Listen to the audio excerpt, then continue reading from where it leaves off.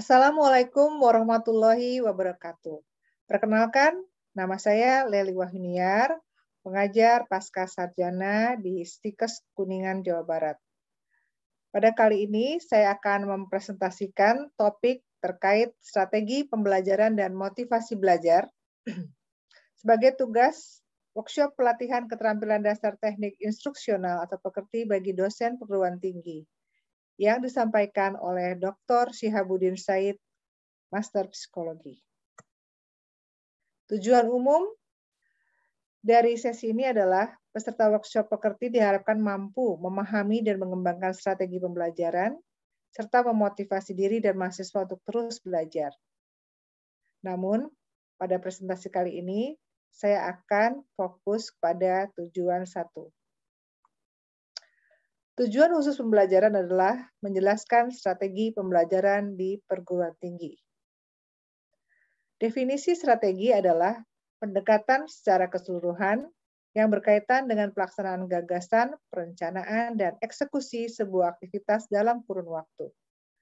Pembelajaran adalah proses interaksi antara mahasiswa dengan dosen, antara peserta didik dengan pendidik, dan juga terkait sumber belajar pada suatu lingkungan belajar, yang merupakan pasal 1 ayat 12 Undang-Undang Nomor 12 Tahun 2012.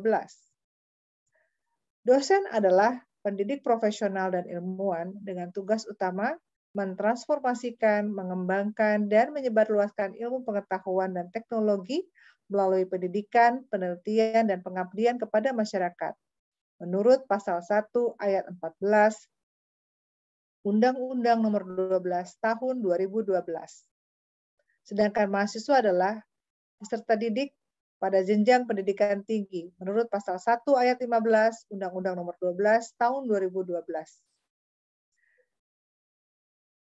Nah, bagaimana standar seleksi mahasiswa dalam Kitab Taklim Ilmu Taklim adalah beberapa kriteria terkait dakaul, cerdas, hirsun, rajin, istibarun, sabar, bulgoh, biaya, irsadul ustadz, juga petunjuk bagi guru dan dosen, dan juga tulu zaman atau panjang waktunya.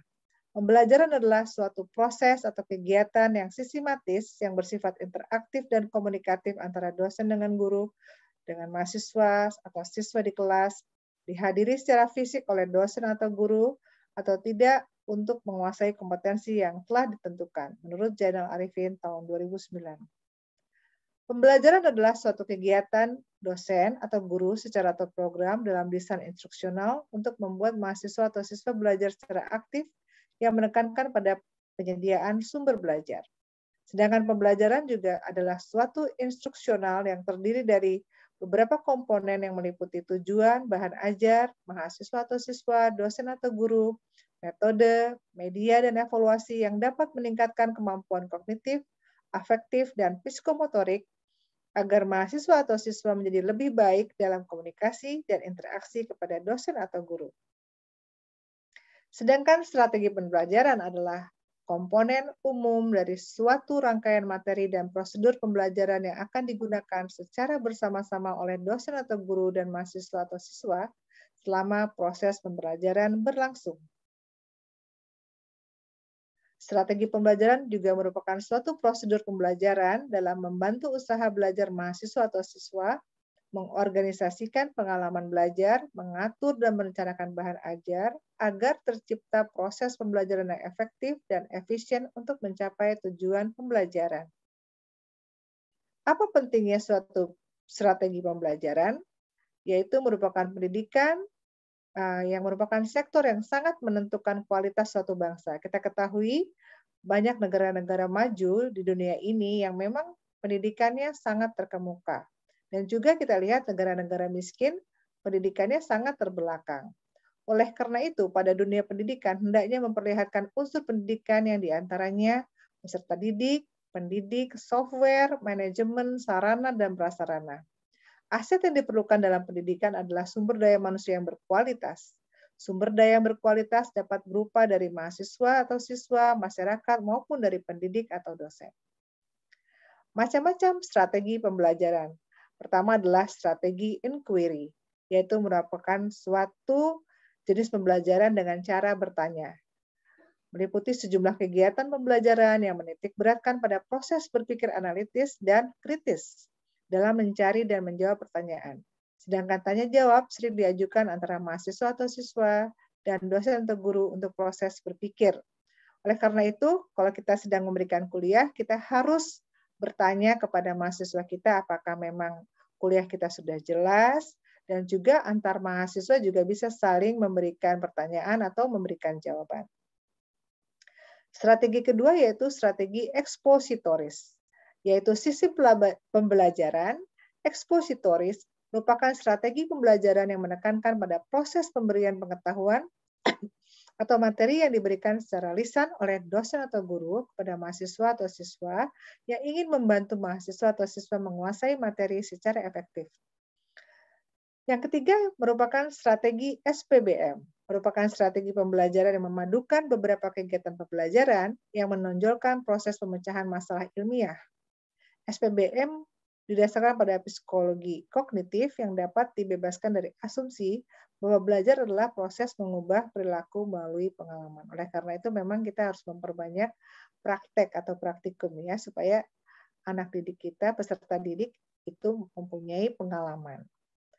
Dan yang terakhir merupakan strategi kooperatif, yaitu metode pembelajaran jenis ini termasuk dalam rangkaian kegiatan pembelajaran yang dilakukan oleh mahasiswa atau siswa dalam kelompok tertentu untuk mencapai rumusan tujuan pembelajaran.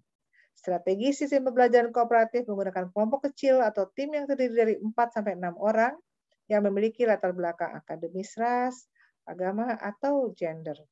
Oleh karena itu memang kalau kita memberikan tugas, biasanya ada tugas-tugas kelompok di mana mahasiswa bisa saling berdiskusi dan memecahkan masalahnya bersama dengan mahasiswa yang lain. Dan yang kelima, sebetulnya masih ada yang kelima, yaitu meningkatkan keterampilan berpikir. Jenis strategi ini diterapkan dalam menonjolkan kemampuan berpikir mahasiswa atau siswa.